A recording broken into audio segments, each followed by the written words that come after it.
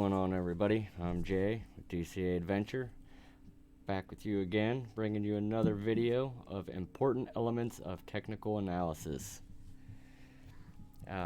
First thing I want to say is this is not financial advice, and by no means am I a guru trader. I've been trading Bitcoin for a little over 3.5 years, and I just want to make these videos so you new guys don't make the same mistakes I do. But it'd be awesome if you guys could like, subscribe, hit the bell for notifications, and if you like me and like my content, you can join my Discord. Link will be below. And also, if you would like access to the DCA trading script, you can join our Patreon group. You'll get access to the script, and you will also get access to the private group in the Discord. We post signals, go over trading strategies, all kinds of good stuff in there. You can do that, though. That would be awesome. So let's just jump right into it. These are some things that I want to talk about today. Understanding candlesticks, volume, moving averages, trends, and how to identify them.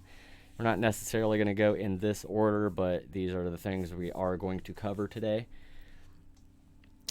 Candlesticks are the most important thing when it comes to doing technical analysis. Candlesticks they're pretty much the voice of the market, and if you can nail down the skill it takes to read these candles and recognize the shapes, sizes, and what they mean, then you'll have a pretty good understanding of what the market is telling you. And it's very important that you learn all the candle patterns. There is a site called Candlestick Bible, and I will put a link below for you guys. That way you can check it out. It has every candlestick pattern known. There's hundreds of them. It'll take forever to learn them all, but it's good to have it so you can always go back and reference things that you're looking at when you're trying to read a chart. But the Japanese are the ones that invented the candlesticks back in the late 17th century, and it was actually by a guy who was a rice farmer, and back then he was one of the wealthiest men in the world because he came up with the candlestick. He wanted to what did it say here? I was reading about him that he wanted to track the emotion of the markets, and that's how the candlestick was born. It wasn't until the late 19th century, I think, before candlesticks actually got brought here to the traditional markets, and then we started using them. I forget the guy's name that was responsible for that. I guess it's not too important. All the stuff that we go over today, you guys can dig a lot deeper. There's a lot more information on this stuff. I am just keeping it basic. That way I'm not overloading anybody with too much information, because that just makes it confusing and hard, and then it really wasn't even worth doing the video. Alright, so the first thing is understanding candles. First example I got here is two types of candles, a bullish candle and a bearish. There is a difference, not just the colors, but how they open and close. Okay, so on a bullish candle, you are going to open at the bottom of the body. The colored in area of the candles, this represents the body. This is like the trading range all the way through. So you open at the bottom of the body, you close at the top of the body. Your low, when you have a wick at the very bottom, that's the low price for that candle. So, for example, let's say we were on the hour time frame. Each candle represents 1 hour.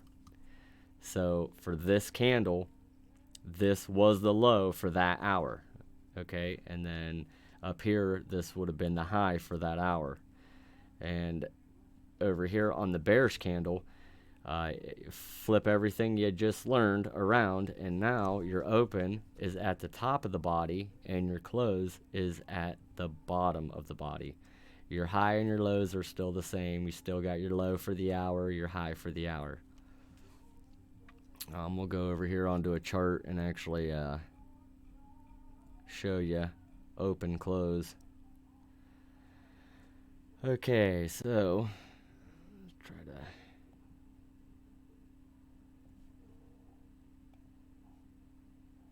get all this noise off there. All right, we're looking at this candle right here. So we opened down here at the bottom, okay, at 73.26.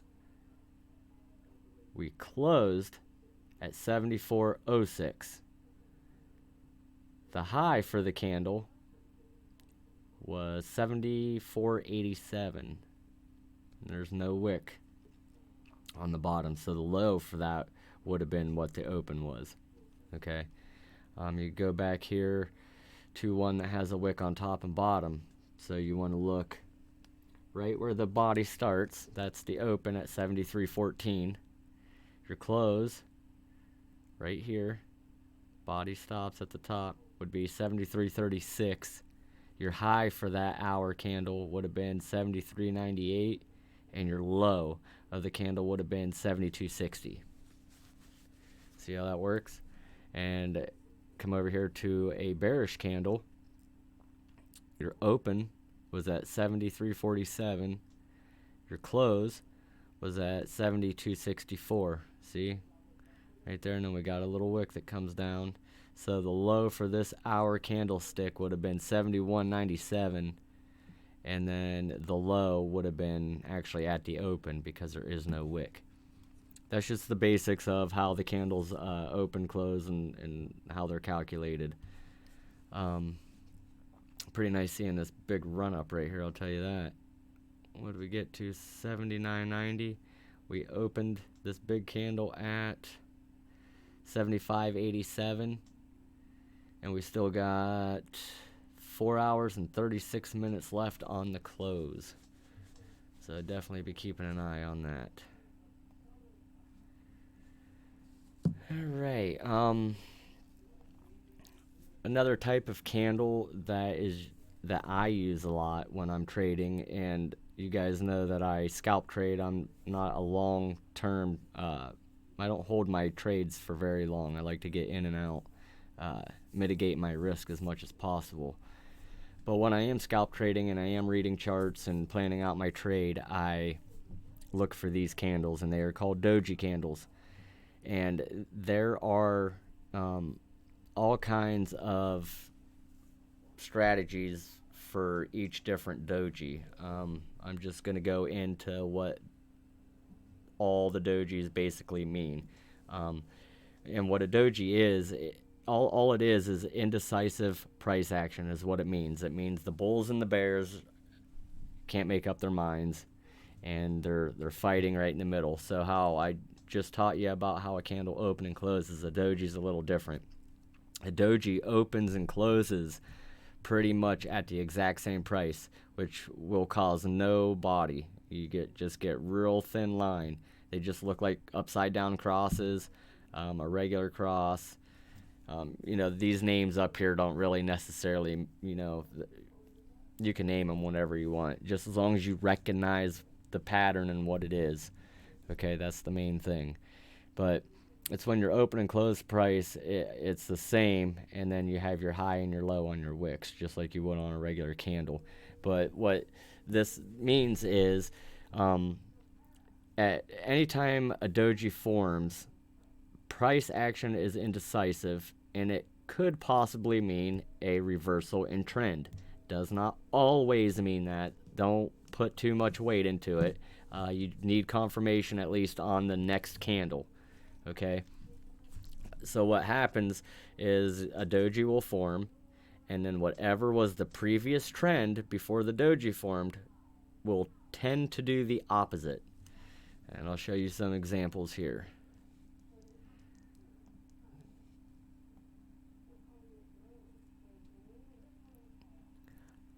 Also, I use Hike and Ashi candles.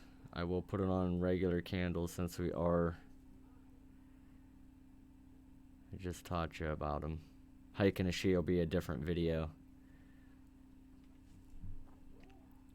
As you can see, we have a downtrend right here, 6-hour chart, and then all of a sudden we get a doji. And what's it gonna do? It did the opposite of the trend previous to it. So the previous trend, we were going down, we're gonna do the opposite, and we popped back up. See if I can find a couple other examples. This is a nice one.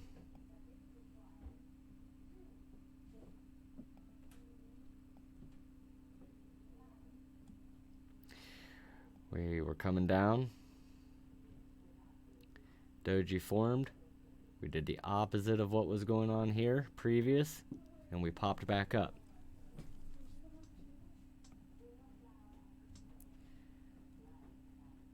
I guess you could kind of say that this one is.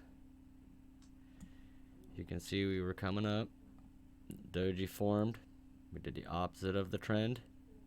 We ended up dumping back down. That is kind of the basic of how the doji works and how your candles open and close. Now, like I said, you can get way deeper into this and go take a look at that Candlestick Bible. It'll teach you all kinds of good stuff. I plan on doing more videos, and I will reference back to that. Go ahead and get those out of the way. Alright, the next thing I'd like to talk about is, let's see here, volume. Now your volume is measured in time frames. So like your daily chart, each candle will represent 1 day worth of volume, okay? And how it's all calculated is, well, I guess, because there's two different volumes. You got volume, then you got dollar volume. We'll just do regular volume.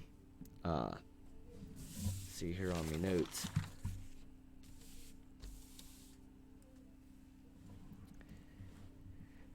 Volume is the amount of shares traded in a certain time period.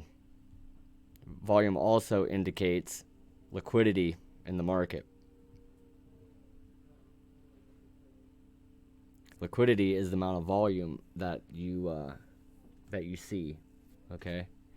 And a good rule of thumb, we'll just go ahead and jump right into the trends along with volume so I can explain it a little bit better. But basically your volume is just how many shares of the asset were traded in that particular time. So we're on the 1 hour. Each one of these represents 1 hour as well, okay, just like your candle. So within this hour there was, I'd have to click on it, and I don't know why it's popping up, but it'll you normally hover over it and it'll tell you how much volume that you had for that hour. Each one of these equal an hour, okay? And basically, if you are a bull and you are looking to long and we are in an uptrend, when we're moving up in the uptrend and we start to pull back, okay, so we're moving up, now we pulled back a little bit, we want to see an increase in bullish volume, and that will indicate to us that the trend is still good and it is getting stronger, and we are probably going to have a continuation. So as you can see, we had nice volume down here on the up, on this big spike. Move this up out of the way. There we go. Nice volume here, brought us up. We pulled back, and you can see the volume just dropped right off. And then look here. Here comes the increase in bullish volume, and that's exactly what we want to see when we are trying to long the market. Another thing too with trading with volume and trends is that you always want to trade with the trend, and trading with the trend is going to depict the duration of your trade and where your entry and exits are going to be. So if you're trading with the trend, and hypothetically we will say we are in an uptrend, and you're trading with the trend, your trade will be longer. You will stay in the trade for a longer period of time, and you'll win bigger, basically. And if you decide to trade against the trend, the duration of your trade is going to be very short. You're only going to be in it for a very limited amount of time. You want to get in and out. And the reward is not going to be as big because you were not in the trade as long. Understand? Let's get drawings off of there. So if we are in a downtrend and we are looking at volume and we decide that we want to short, okay, so let's say we shorted up here, and now we're dropping down, and now we're pulling back a little bit. As you can see, we had nice volume here, and then it starts to drop off a little bit as we come down, and we're pulling back. Now you start to see an increase in bearish volume. That indicates that the trend is strong and that we will probably have a continuation down. So we'll go over it one more time. When you are in a long position and you are in an uptrend, on the pullbacks you want to see an increase in bullish volume. When we are in a downtrend and we are shorting and we get a pullback, you want to see an increase in bearish volume to indicate that the trend is still good, strong, and that we will have a continuation down. Basics of that. Also with trends, you need to know what trend that you are in order to be trading with the trend or against it.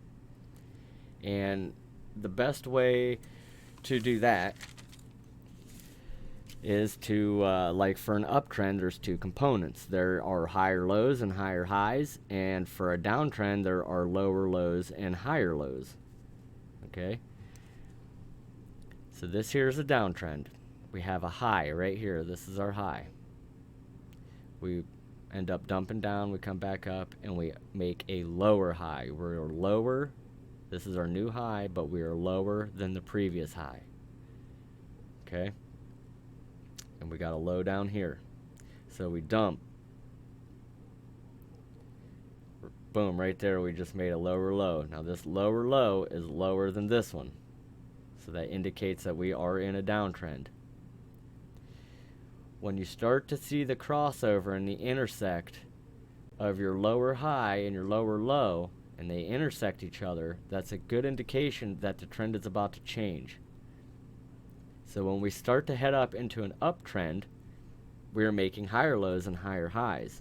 Okay, so here we go. We got our first higher high right here because we are higher than this lower high down here.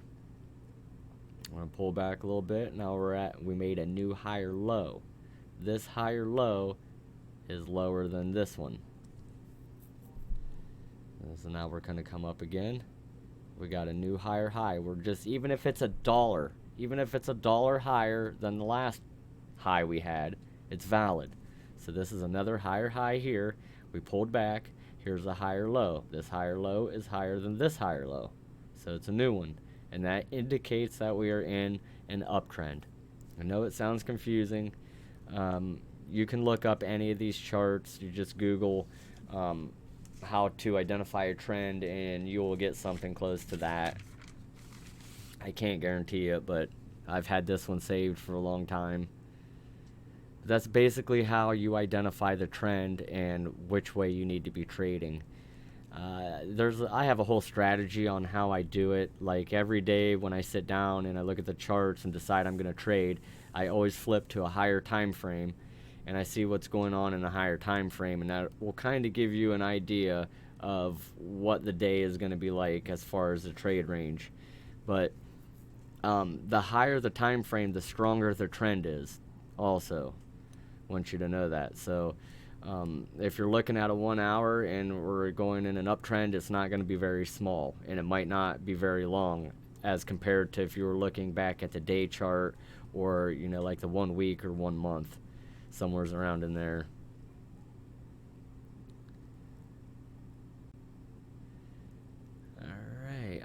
The next thing I want to talk about are moving averages.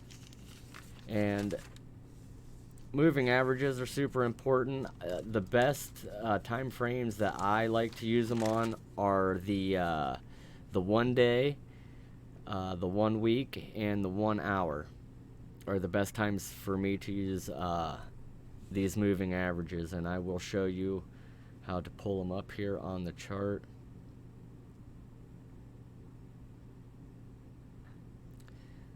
Just clear everything off here.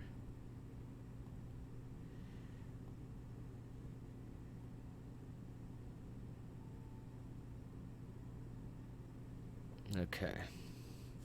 So what you're going to do is you're going to go up here to your indicator tab and you're going to put MA.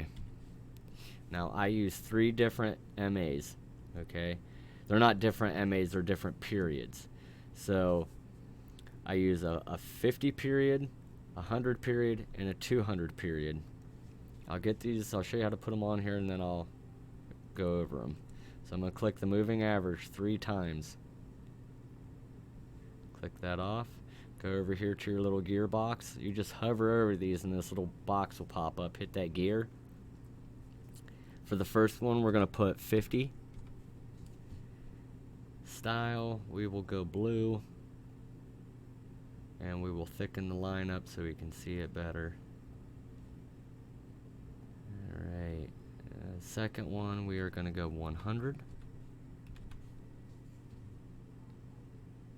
We'll make it yellow. And for the last one, our longest one, we will make it 200.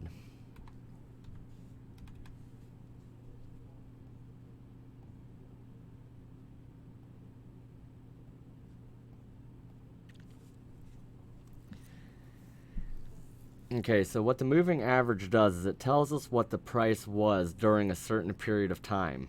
Moving averages also act as support and resistance. So when we are trading above the moving averages, meaning our candlesticks are above them, they are acting as support.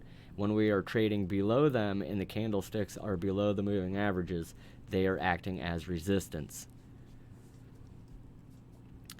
Moving average is calculated by what period you're looking at and the time frame in averages, the closing price of the candle. So if we were using a 50 period MA on the 1 hour chart, it would be the average closing price of the last 50 candles.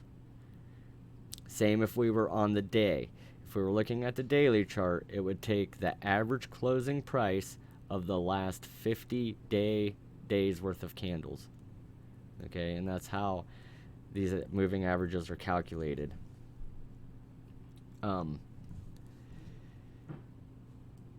Show you what I'm talking about as they act as support and resistance.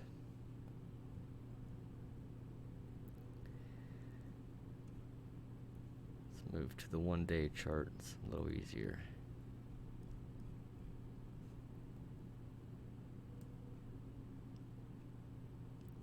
Okay, you see here on our candles how we were up above all the MAs, and the 50 day is acting as support right now, or was back then during this trading through April till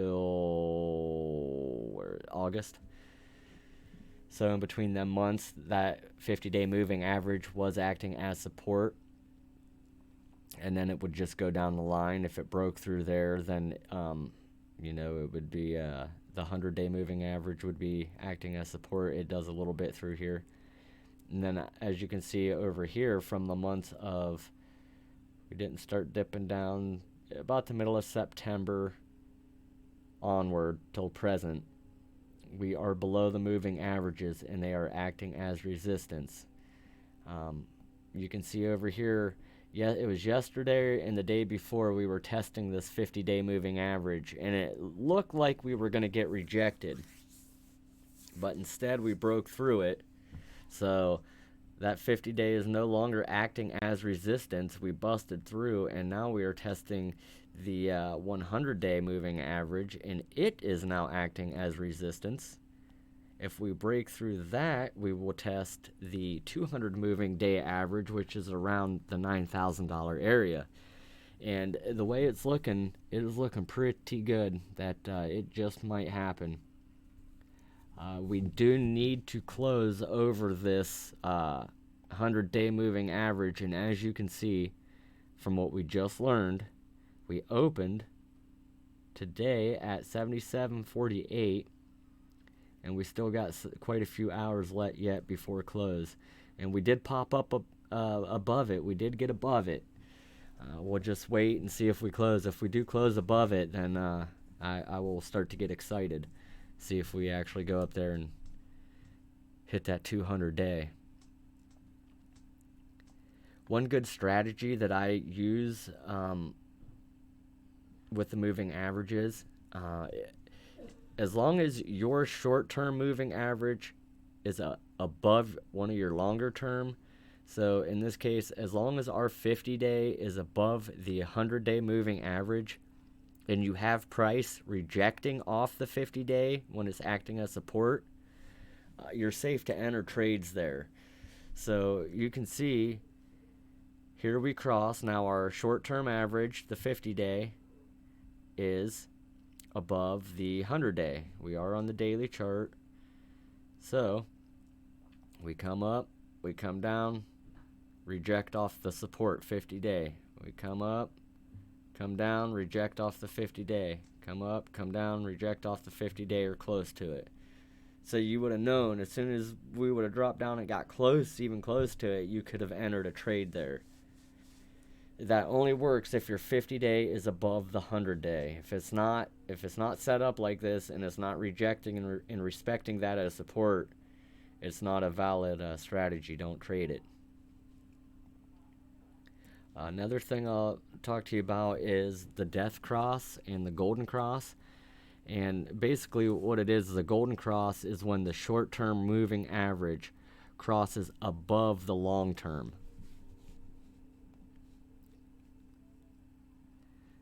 And you can see that here. You have your long-term 200-day moving average, and you have your short-term 50-day moving average, okay? And it crossed above the 200-day. So when that happens, we get a golden cross, and that's a good indication price is moving up.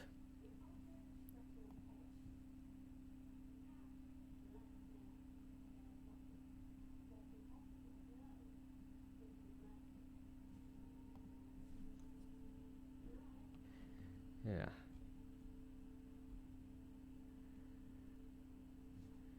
Now your death cross is the opposite of that. It is when your short-term moving average crosses below the long-term. So when your 50-day moving average crosses under the long-term 200-day, you know we are about to dump, and you see it there. So if you're looking at the 1 day, always have these moving averages pulled up, because when you spot those crosses like that, it's a very good indication, the change in trend. And I wanted to do a series, I think I might do it on my next video, about different exchanges, like signing up to Coinbase, going from Coinbase to Coinbase Pro, over to Binance, then over to Bybit. Because if you're just on regular Coinbase, they have crappy charts. They don't have no trading view charts. You really can't do no TA off of their stuff. But what they do have, I think it's the 26 and the